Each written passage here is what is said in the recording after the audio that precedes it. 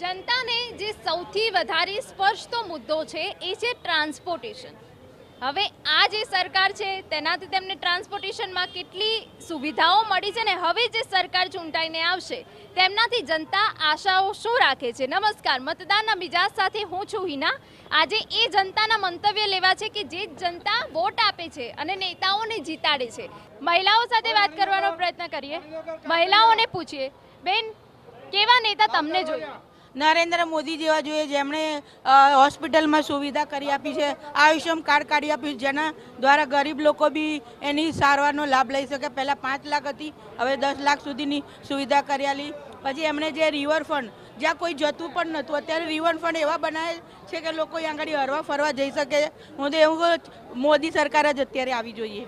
બિલકુલ, એટલે કે અને સુરક્ષાને લઈને સુરક્ષા રાત્રે 12 વાગે બી બહેનો દીકરીઓ ઘરની બહાર નીકળી શકે છે, ખુશ ફરી શકે છે, કોઈ પણ એમને રોકટોક નથી. પહેલી તો ધમાલ બંધ થઈ ગઈ છે. પહેલાં તો કેટલી ધમાલ થતી હતી, એ બી બંધ થઈ ગયું છે. અને હું તો વિચારું કે હજુ બી મોદી સરકાર આવી જોઈએ. હજુ બી વિકસિત ભારતમાં હજુ બી આપણે જરૂર છે કે એમના જેવા નેતાની જરૂર છે.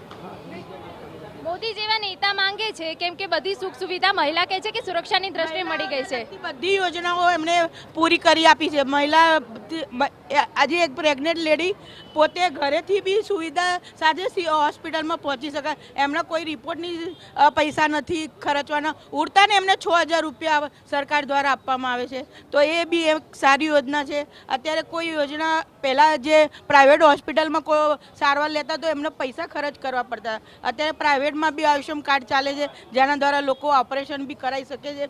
હૃદયની હોસ્પિટલ જુઓ, યુએન મહેતા જુઓ. બિલકુલ, એટલે કે હજુ પણ વિકાસ જનતા ઝંખે જ છે. બિલકુલ. કાકા, તમને શું લાગે છે, તમને કેવા નેતા જોઈએ? અત્યારે આજના યુગ પ્રમાણે તો શિક્ષિત, સારા ભણેલા ગણેલા અને પોતામાં કુશળતા હોય અને જે કામ કરી શકે એવા નેતા જોઈએ. અત્યારે જો કદાચ માનો કે શિક્ષિત નેતા હશે તો એ પબ્લિકનું પણ વિચારી શકશે, લોકોના મંતવ્ય જાણી શકશે અને સુખાકારી યોજના શું છે બરાબર એની ઉપર ફોકસ કરી શકશે. અને બધા ગુણ અત્યારની હાલની સરકારની અંદર દેખાઈ રહ્યા છે, જે કે લોકો પણ તેને એવા ચાહે છે કે જેના કારણે લાભ મળે છે. અને હંમેશા માટે કોઈ પણ નેતા છે એ શિક્ષિત જ જોઈએ. શિક્ષિત હશે તો જ એ વિચારી શકશે અને લોકોના પ્રશ્ન જાણી શકશે. અને આવા શિક્ષણની જરૂરી છે, અત્યારે આવા નેતાની જરૂર છે. હાલમાં શિક્ષિત નેતાની જરૂર છે. તમે જ્યારે વોટ આપવા જાઓ છો ત્યારે કયા મુદ્દાઓને ધ્યાનમાં રાખીને વોટ આપો? અમે વધારે પડતા જોઈએ કે દેશની અંદર અને આપણા ગુજરાતમાં સારામાં સારો વિકાસ છે અને સારામાં સારી બધી સુવિધા થઈ છે. અને જે કોંગ્રેસે 50 વર્ષમાં 60-70 વર્ષમાં નથી કર્યું, આ મોદી સરકારે 15 વર્ષમાં સારામાં સારું કર્યું છે બધાની માટે. ભણતરમાં, દવાખાનામાં, આવવા જવામાં, ગાડીઓમાં, રોડ રસ્તામાં અને ડેવલપિંગમાં તો બહુ જ કરેલું છે. અમદાવાદને ફરતા ચારે બાજુ આમ જોશો તો આમ લાગશે કે કંઈક સિટી છે આપણું. આજથી 50 વર્ષ પહેલાં આમ જોતા તો રોડે આમ એવા લાગતા. 30-40 વર્ષ મારી જે આપણે ઉંમર છે એ 42 આપણે 55 વર્ષની આસપાસ છે. એટલે હવે રામ જન્મભૂમિનું બહુ સરસ કામ કર્યું છે અને બહુ સરસ કામ કર્યું છે. એટલે ટૂંકમાં આવી સરકાર હોય ને તો દેશનો સુધારો આગળ વધારે થશે.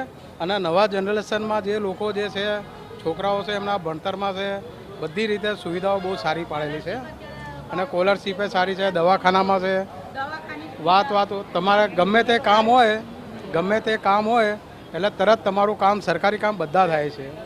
ખાલી એકદમ સરસ કામ બધા જ થઈ જાય છે.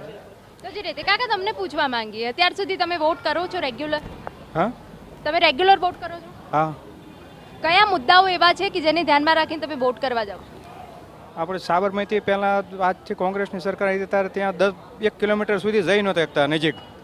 આજે તમારે અહીંયા રિવરફ્રન્ટ, ઝાડવા બધું બહુ ફર્સ્ટ ક્લાસ બની ગયું છે. આજે ત્યાં બેસવાનું મન થાય એવું સરસ થઈ ગયું છે. એટલે ટ્રાન્સપોર્ટેશનને લઈને કેટલા સંતુષ્ટ છો? બહુ સરસ ટ્રાન્સપોર્ટેશનનું કામ છે, બહુ સરસ છે. એટલે કે આ છે જનતાનો મિજાજ કે જેઓ એ કહી રહ્યા છે કે તેમને સુખ સુવિધા મળી રહી છે એટલે તેઓ આ નેતાને પસંદ કરશે. શું લાગે છે આ ચૂંટણીમાં કોણ જીતશે? મોદી સરકાર જે છે પહેલાં આજ સુધી તમે જો મોદી સરકાર હતા આવ્યા પછી અમદાવાદમાં કોઈ કોમવાદના હુમલા થયા ક્યારે નથી બન્યા.